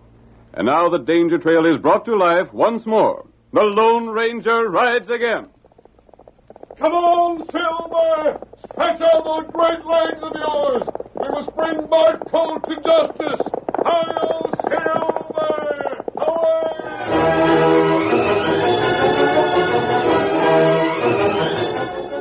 As Silver raced by, we heard the Lone Ranger say that Bart Colt's gang must be captured. In the first scene of our Lone Ranger drama, we see Bart and his men as they ride toward the town of Brown's Crossing. They are following a seldom used trail after an attack upon the ranch of old Zach Andrews. Bart is speaking. Man, if this scheme works, we're going to make us more money than we ever made before. Yeah. How much cash we get at old Zach's place, Jim? Close to $1,000 in gold and folding money, boss. Besides the stock, the rest of the boys run up in the hills. $1,000 in cash, a couple of $1,000 worth of beef critters. That ain't a bad day's work. It sure ain't. But if Dave Sanders does what I figure he'll do, that won't be nothing to what we lay our hands on before the day's over. You think he was fooled, Bart? Never seen a fellow was fooled more. And he was mad enough to believe anything. Are you tied up, Dave, the way I told you to? Uh-huh. It won't take him 10 minutes to get them ropes off of him. He's probably hightailing for town right now as fast as a horse can take him there. When he gets to town, they tell his brother we're riding to Silver Springs to raid the bank. There's just one thing, boss. What's that? Dave was fooled, all right, when Blackie said we was heading for Silver Springs.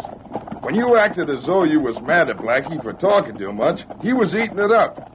But even though the sheriff is Dave's brother, you can't be sure he's going to believe Dave's story. Why not? Well, boss, you know as well as I do that the folks in this county is beginning to think that maybe Dave is in our gang.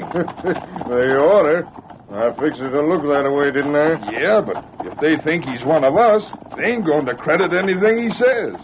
Jim's right, boss. That's where you're both wrong. It just goes to show I'm the boss of this bunch instead of one of you fellas. We don't mean to tell you your business, boss. And suppose you let me do the scheming for this outfit. Oh, sure, boss, sure. You know I've been trying to have the sheriff lose his badge. Yeah? And the sheriff thinks a heap of his brother. Sure he does. Well, things are coming out just the way I'd planned.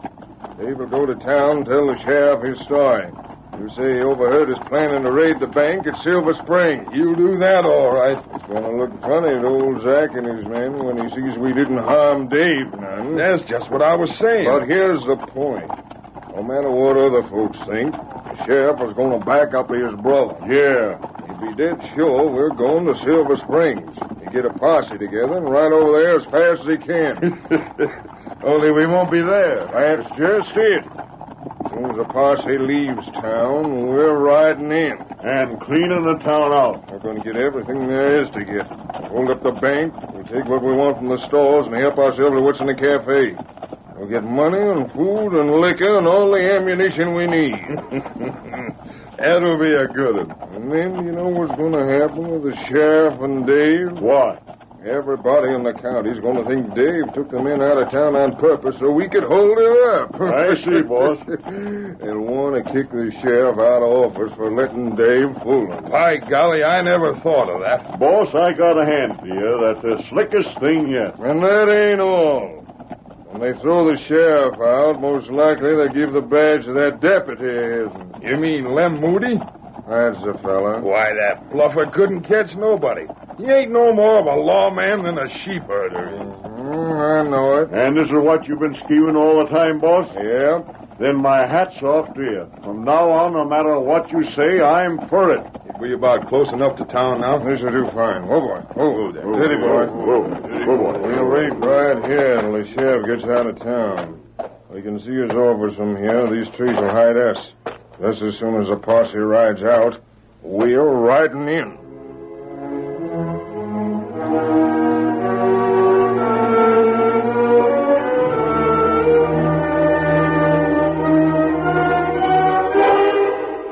Andy Sanders, Dave's brother, was the sheriff of the county. While the outlaws gathered just outside of town, he sat in his office talking to his deputy, Lem Moody. The conversation turned to Dave, And immediately Lem flew into a rage. Well, Andy, for all of me, you can do as you darn please. No, Lem. Take it easy. There ain't nothing to get mad about. I'm getting fed up with the way you're always sticking up for Dave. And why shouldn't I stick up for him? Seems to me you forget you're sheriff of this county sometimes. What's being sheriff got to do with my brother? Are you deaf that you don't know what folks are saying about him? Now listen here, Lem. Dave is a good square kid. He wouldn't do nothing crooked for no amount of money. And as long as I am sheriff, I'm going to see that he gets a fair deal. Maybe you won't be sheriff so long then. I've been hearing talk, too. I've been hearing that you'd sort of like to be wearing my badge. That ain't so, I tell you. Hey, Andy, I got news for you. Andy, listen to what I got to tell you. What's the matter, Dave? What's bothering you? Zach's place was held up by that ornery, low-down crook, Bart Colt. Bart Colt? I ain't surprised none. They shot up Zach and his men, took his cash and most of his cows. Blast him. You don't surprise me none. I only been wondering why it ain't happened before. What are you getting at, Lem? You're Zach's foreman, ain't you? Sure I am. And what of it? Well, there's been some funny talk about you, Dave. Now, look here, Let him Lem. talk, Andy. I want to hear what he's got to say. Maybe you want to hear it, maybe you don't, but you're going it just the same. Well, let's have it. Remember the time Cal Ransom's money was stolen, he found your head outside his place? Keep right on talking. And the time Sandy Hawkins saw a fellow with a bunch of rustlers, and the fellow looked like you and rode a pinto horse like yours? Are you saying Dave's an outlaw? Ain't saying nothing. Seems to me you've said a lot. All I am saying is that in the light of them things, it don't surprise me none that everybody out to Zach's place got shot up except you. Lem, if you wasn't a deputy of Don't mine... pay any attention to him, Andy. I got something more important to talk about. I bet you have. What is it, Dave? I can tell how I can get Bart Colt and his gang. You mean that? I sure do. Now look here, Andy. You ain't going to listen to Shut up, Lem. I'm handling this. What's it all about, Dave? That outlaw called Blackie let us slip that the gang is riding to Silver Springs. Silver Springs? Yeah. He said it without thinking. When are they riding there? Ought to be on their way right now. Then that's where we're going. I'm tired of the way Bart Colt's been robbing, thieving, and killing. I'm going to get him this time, if it's the last thing I do. You darn fool. You riding over there and Dave say so? That's just what I'm doing. Then you're a bigger blame idiot than I took you for. You're just letting Dave trick you. You're going to find Lem, out. as long as I'm sheriff, you do as I say. Now get moving. Get Tom and Tex and the Mabley brothers. Get every man in town that can carry a gun. We're riding to Silver Springs.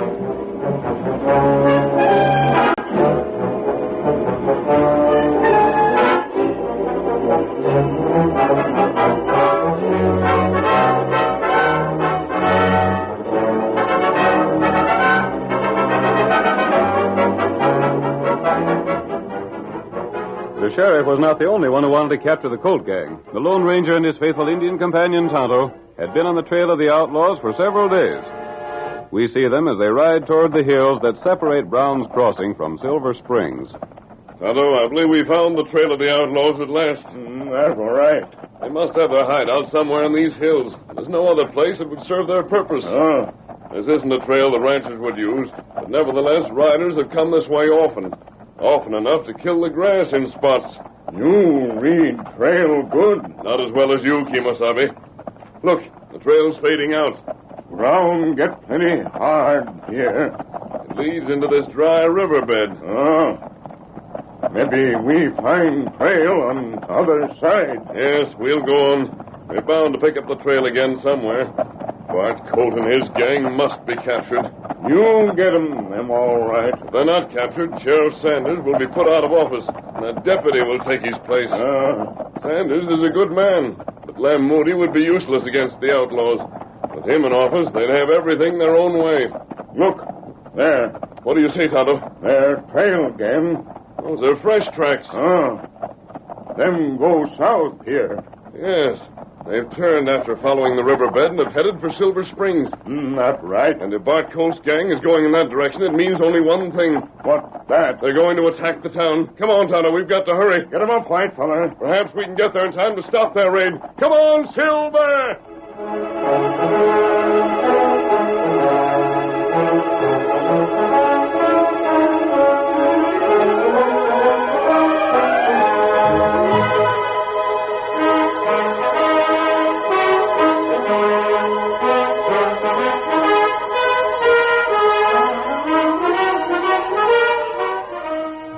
Every able-bodied man in Brown's Crossing had responded to the sheriff's call for volunteers. They formed a posse and charged across country to Silver Springs. The sheriff led them into town, stopping at the bank. Boys, I don't see no sign of trouble. Looks like we beat 'em here. There sure ain't no outlaws in sight. I told you this was a darn fool chase. Hello, Sheriff. What brought all you fellas to town? Brought a posse to catch Bart Colt. Bart Colt? He and his gang held up Zach Andrews' place, then lit out for here. That's a funny thing. Ain't seen hide nor hair of 'em. It looks blame funny to me, too. There can't be no mistake. Dave heard one of the gang say they was coming. Maybe it was an intended mistake. Sheriff, I'm beginning to think things look queer, too. Now listen to me. Them ain't the only one that's been suspicioning things around here about Dave. There's been a heap of talk all over the county. But you would never listen to it. You've been too doggone stubborn. Why, I ain't gonna take that kind of talk. Well, I reckon you've got to. We've been letting you have your own way too long. And that's a fact. All I got to say is this. If you Listen, go on... there's a horseman. And he's riding in like he's got a plenty important news. It's Tex. That's him, all right. Now, what in tarnation is he doing? Oh, boy. Oh, there. Sheriff, something awful's happened. Bart Colt's been to Brown's Crossing. Oh, that can't be so. It is so. I had to hunt up my horse after you left, or I wouldn't have seen him.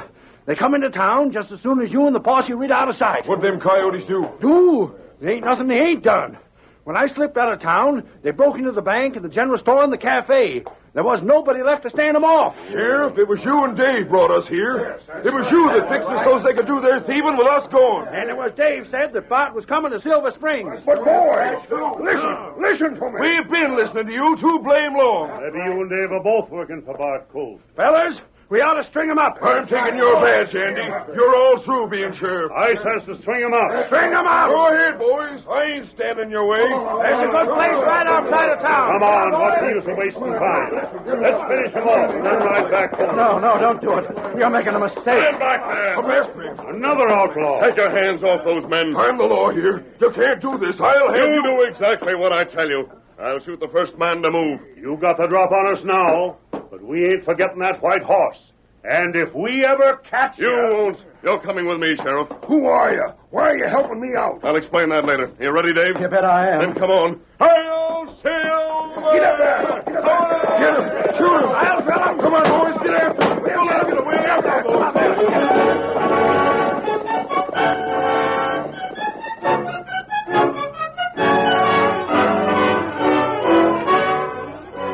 The curtain falls on the first act of tonight's Lone Ranger drama. Before the next exciting scenes, please permit us to pause for just a few moments.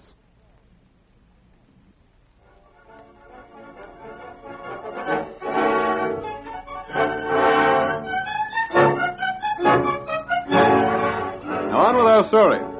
Bart Colt's gang attacked Zach Andrews' ranch and allowed Dave Sanders, one of Zach's men, to hear them plan a raid on Silver Springs. Dave informed his brother, the sheriff. A posse was organized which rode to Silver Springs. As soon as the sheriff left Brown's Crossing, the outlaws raided the town. When news of the attack reached the posse, they accused the sheriff and Dave of being crooked and would have lynched them had they not been saved by the Lone Ranger. Our second act opens as the masked man, accompanied by Tonto, the sheriff, and Dave, attempts once more to pick up the trail of the outlaws. Tonto, this is where we lost the trail of the outlaws and picked up the trail of the posse by mistake. So that's how you come to find us in Silver Springs. You was thinking you was following Bart Colt. Yes. And darn lucky for us, you did. Outlaw, feller, near here. They must be. It was in this arroyo where the trail disappeared before. Tonto, I believe I understand. We crossed the arroyo. That's why we discovered the trail of the posse. But the outlaws must have continued up the arroyo. I'll bet you're right.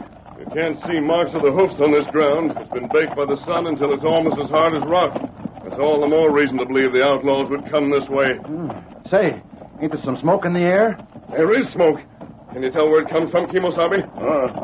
Come from up there. We must be getting close, Boo. There's a hollow up ahead where the ground dips out of sight. Now, We'll go and flip the rest of the way and see if it is the camp of the outlaws. The timber and underbrush will hide us. You take care now. This is a good place for Bart to bring his men out of the way from everything. I lived out here all my life. Never been in this stretch before. Horses are picketed down in that hollow. Plenty horse there. Keep your voices down. We'll get as close to the camp as we can. We might be able to learn something we can use. Come on quietly. Well, the sheriff goes right and lickety split for Silver Springs. We just sort of wander into Brown's Crossing and help ourselves.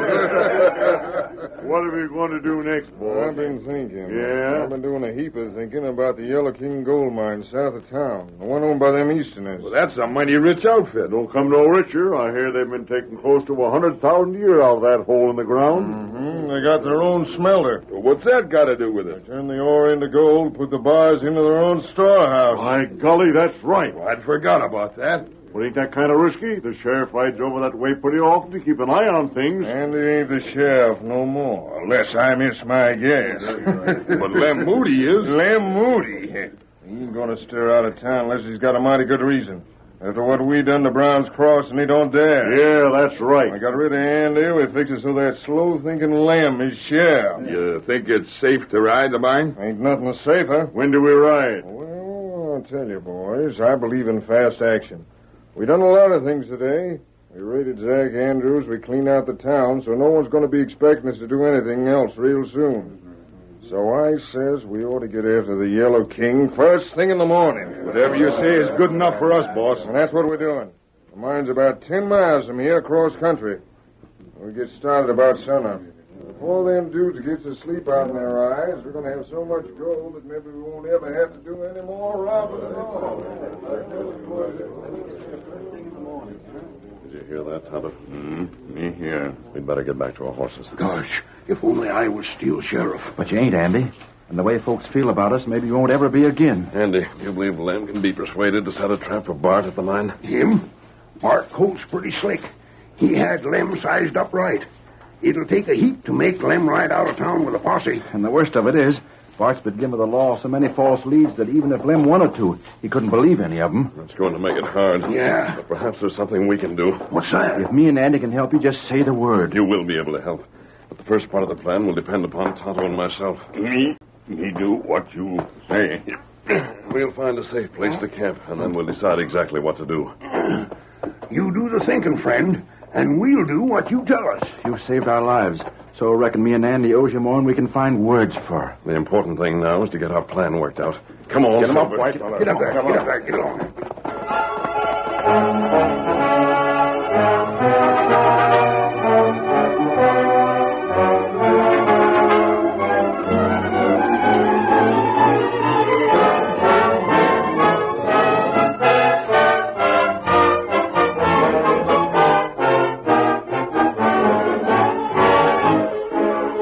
The Lone Ranger and his companions made their camp in the hills, then completed their plans for the capture of the outlaws. That evening, in the cafe at Brown's Crossing, the new sheriff, Lem Moody, was sitting at a table with a group of his friends, discussing Bart Colt's latest raid. Boys, what them outlaws did to this town is a caution. 5,000 from the bank, all the liquor from the cafe, and food and ammunition aplenty from the general store. And it was Dave's trick that made them things happen. You mean the trick Dave played on Andy? Maybe Andy was fooled and maybe he wasn't. I got my own ideas on that. You think Andy was in on the scheme, too? Maybe and maybe not. But I'm telling you, fellas, one thing for sure. Nobody's going to make a fool out of me that way. Bart Colt's been planning all kinds of fake leads for us to follow. But now he's going to find that he's up against an hombre that's just as smart as he is. Me one get through here. What's the engine want? You sheriff? Sure, I'm the sheriff.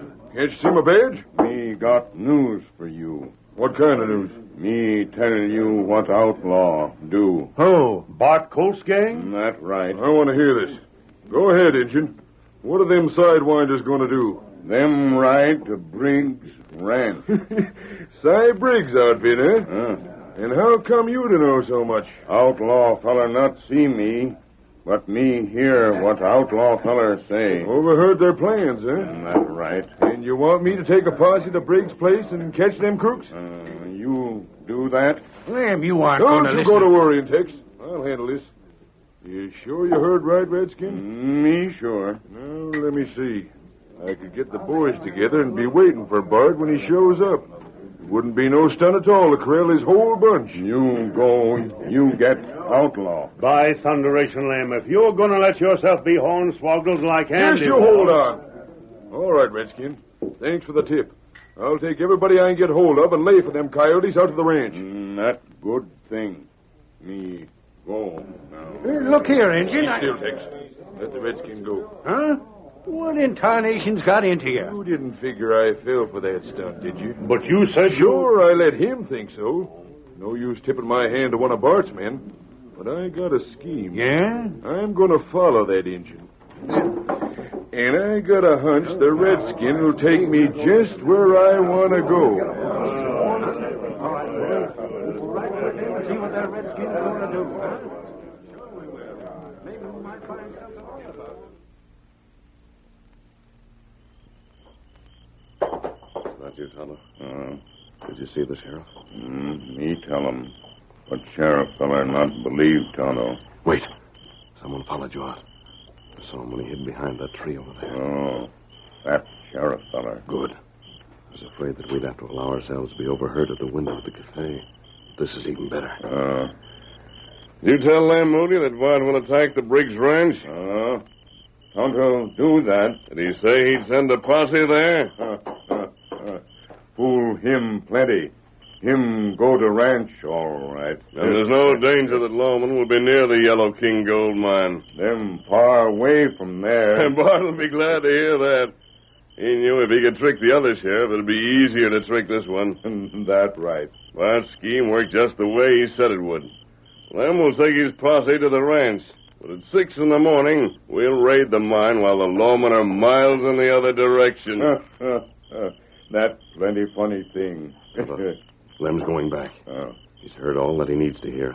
He'd go back to the cafe and tell the men he's learned Bart's real plans. That's what him do. We've played our part, Kemosabe. Now we can only wait until morning.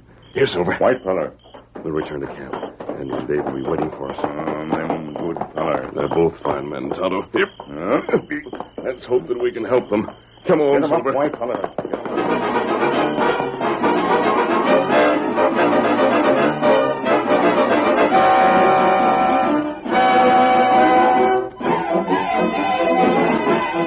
The night passed slowly for the group that shared the Lone Ranger's camp. But morning came at last, and with the first light of dawn, they saddled their horses and rode toward the Yellow King mine. Come on, Silver! Tonto, if our plan works, this would mean the finish of our Colt's gang. Wonder if Flynn will get there with the boy. We'll know before long. Come on, Silver!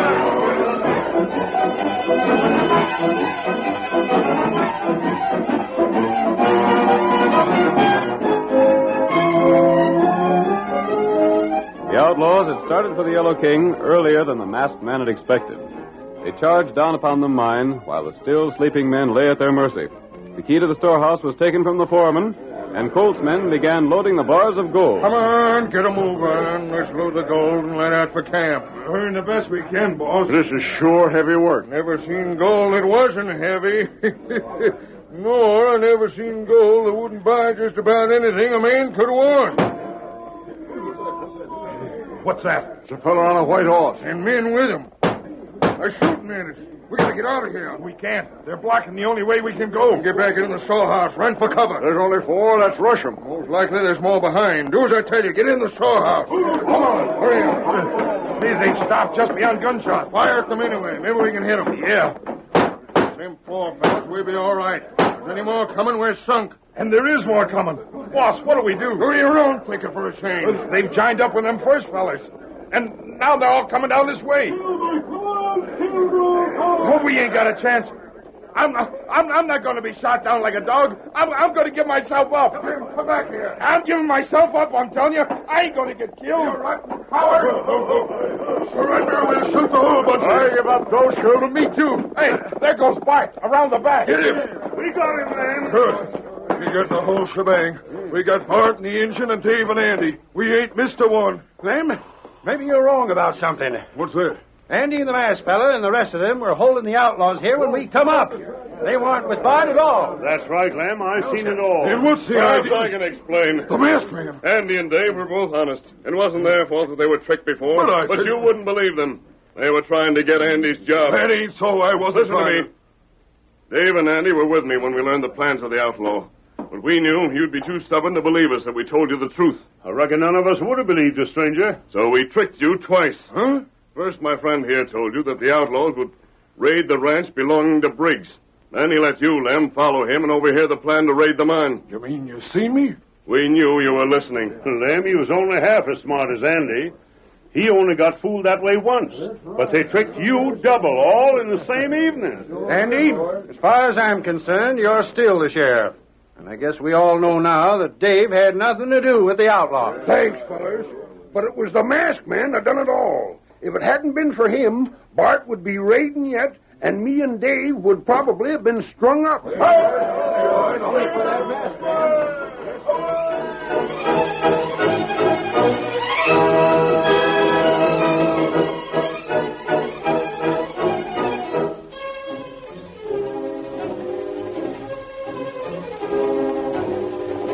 Come on, Silver, old boy.